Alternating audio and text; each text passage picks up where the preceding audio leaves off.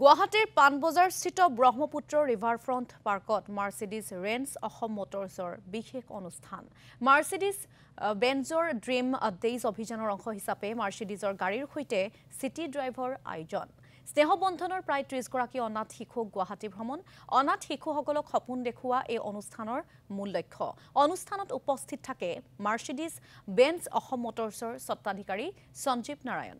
Dream days অভিযানৰ এই গুৱাহাটী ভ্ৰমণ সামৰণি পৰে ব্ৰহ্মপুত্ৰ ৰিভাৰ ফ্ৰণ্ট পাৰ্কত। শিশুসকলে বাহনকেইখনত উঠি কেনেকুৱা অভিজ্ঞতা হৈছে সেয়া ব্যক্ত কৰে সঞ্জীৱ নাৰায়ণৰ আগত। পৰৱৰ্তী সময়ত মেঘালয়লৈ লং ড্ৰাইভলৈ লৈ যোৱাৰ প্ৰতিশ্ৰুতি সঞ্জীৱ নাৰায়ণৰ। আজি মাৰ্চিডিজ এটা ড্ৰিম কাৰ, সকলোৰে ড্ৰিম কাৰ হয়। বাচ্চা যেতিয়া আমি আছিলোঁ আমাৰো ড্ৰিম কাৰ আছিল মাৰ্চিডিজ।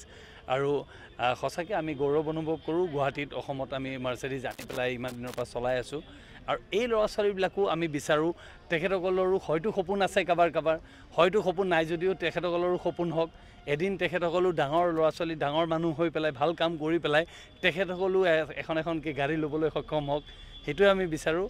আৰু মাৰ্চিডিজৰ যিহেতু এটা ড্ৰিমক লৈ পেলাই এটা চলি আছে, গোটেই ভাৰততে চলি আছে, ইহঁতৰ এটা স্কিম চলি আছে, কেম্পেইন এটা চলি আছে। গতিকে সেয়া লৈ প্লাছ আমাৰ CSR এক্টিভিটি লৈ আৰু ল'ৰা ছোৱালীৰ লগত থাকি পেলাই সদায় ভাল পাওঁ। গতিকে ল'ৰা ছোৱালীৰ প্ৰতি এক্টিভিটি এটা কৰিলে সঁচাকৈ আমাৰ ভাল লাগে। আৰু আজি মই আকৌ কথা দিছোঁ তেখেতসকলক মই এটা লং ড্ৰাইভত লৈ যাম। এইটোতো অলপ শ্বৰ্ট ড্ৰাইভ হ'ল কাৰণ চিটিৰ ভিতৰত কৰিছোঁ আৰু চিটিত আজি আনফৰ্চুনেটলি ট্ৰেফিকো আছিলে, কিন্তু তেখেতসকলক আমি এদিন এটা লং ড্ৰাইভত লৈ যাম।